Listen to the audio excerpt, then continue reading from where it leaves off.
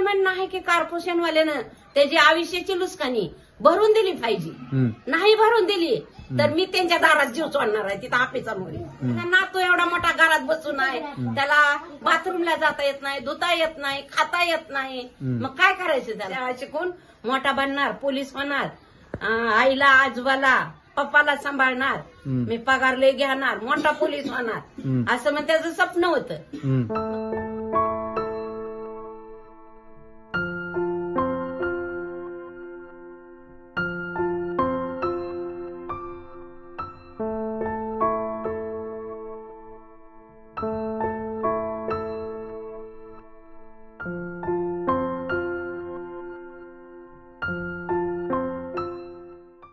काय उचलायला नाही येत, नुसतं लिहायला येतं. मग ना लिहून झालं की काढून ठेवतो. मोठं होऊन ना पोलीस बनायचंय, चोरांना पकडायला, मग ना त्यांना ना जेलमध्ये टाकायला. माझं म्हणणं आहे की कॉर्पोरेशनवाल्यानं त्याची आयुष्याची लुस्कानी भरून दिली पाहिजे. नाही भरून दिली तर मी त्यांच्या दारात जीव सोडणार आहे तिथं आपेचामुळे.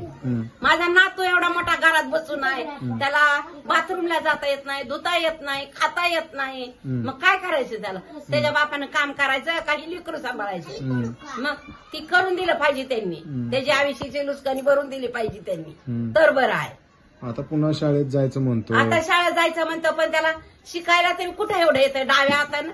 तिथं आपलं गा आम्ही त्याला शिकवतो, ली बाबा म्हण, पण त्याचं स्वप्न होतं ना पोलीस बनायचं, ती स्वप्न मध्येच गेलं ना. मग ह्या लोकांनी मग लक्ष दिलं पाहिजे ना. आता म्हणा आम्हाला कॉर्पोरेशन वाल्याकडे जायचंय, तर पोलीस बनायचं होतं. हो पोलीस बनायचं होतं. ती सारखं म्हणायचं आहे मी शाळा शिकून मोठा बनणार, पोलीस होणार, आईला आजोबाला पप्पाला सांभाळणार, मी पगार लय घेणार, मोठा पोलीस होणार, असं मग त्याचं स्वप्न होतं. मग ती सारखं म्हणायचं मला शाळेत जायचंय, काय नसलं की रडायचा, मला द्या वही द्या पेन द्या म्हणून रडायचा. ती मी म्हणायचे दे रे आणून त्याला, दे त्याचं स्वप्न आहे त्याला करू दे खरं. मग ते कुठं खरं झालं? हातामुळे झालं ना. मग हे आता कॉर्पोरेशन वाले ना त्याचं स्वप्न खरं करावं लागेल काहीतरी.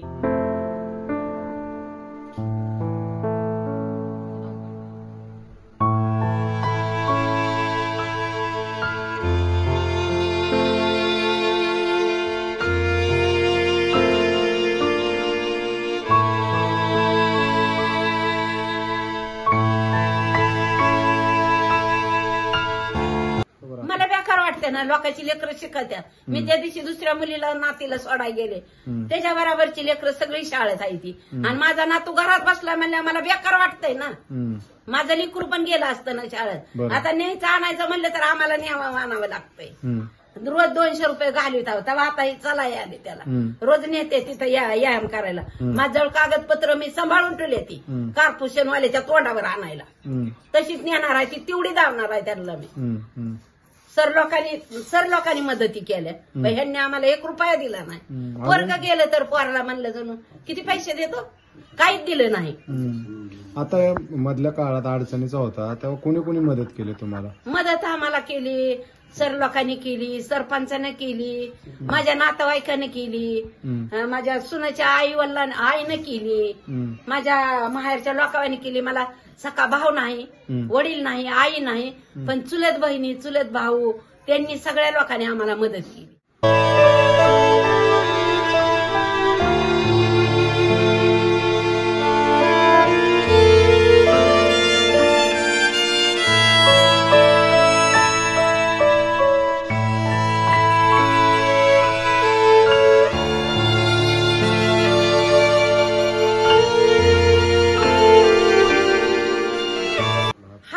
ते पट्टा टाकलाय, पट्टा टाकून इथं टाईट करतात आणि ती बांधलेला आहे ती तेवढ्या पुरतं. ती काय हात वळतोय का काय? उगा आपला हाय म्हणाय दिसायला हात आहे, त्याचा काही उपयोग नाही हाताचा, काहीच नाही उपयोग. ते हात वळत नाही, काय नाही, भांड उचला येत नाही, काय नाही. आणि ती काय हात बसवलाय म्हणजे आपलं उग सोच हात आहे, ती काय आपला असले हात आहे का? मग ती कसा जागणार आहे सांगा बरं मला.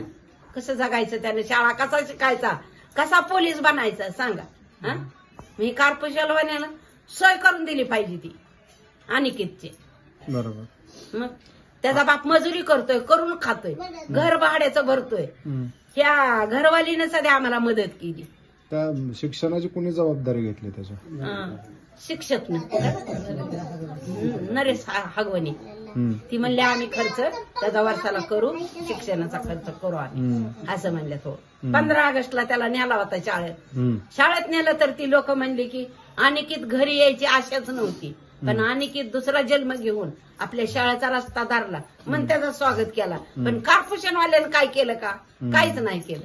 हा जेव्हा पहिल्यांदा शाळेत गेला आजारपणानंतर तेव्हा तुम्हाला काय वाटलं? मला आनंद वाटला की म्हणजे चांगला जर असता तर माझं लेकरू हिंडला असतं, झेंडा हातात घेतला असता, जाऊन बसलं खुर्चीवरून काय.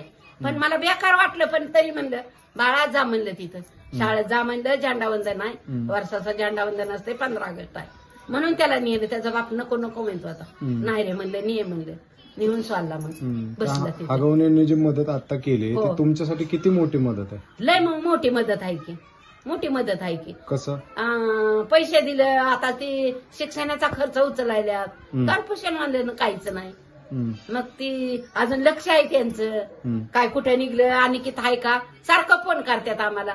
त्यांचं नाव सांगितल्यावर रिक्षावाल्या सुद्धा आमच्याकडून 100 रुपये घ्यायचं असलं तर 50 रुपये घेतात, किंवा 80 रुपये घेतात.